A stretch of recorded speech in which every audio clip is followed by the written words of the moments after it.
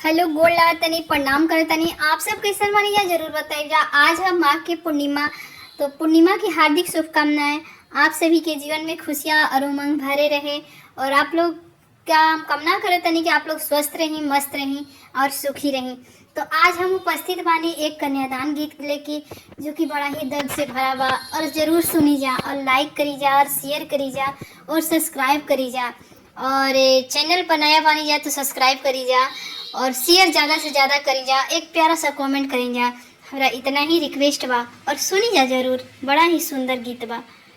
पानावा ऐसन तू पातरे हो बेटी, फूलावा ऐसन सुकावार,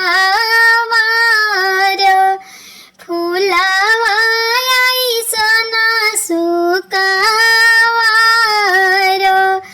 पानामा ऐसन तू पातरे हो बेटी, फूलावा ऐसन सुकावार, फूलावा ऐसन सुकावार,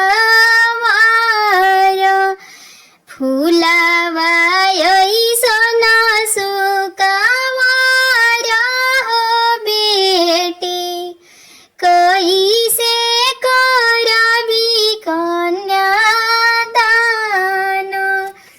कैसे करबी कन्यादान, बचपन खेली कूदी अंगना बितावलू, बचपन खेली कूदी अंगना बितावलू, कैसे करबी कन्यादान,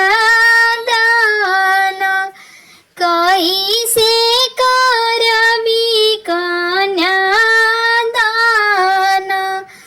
कवन अवगुण माया मजे कैली, हमारो कैलू कन्यादान, हमारो कैलू कन्यादान, कवन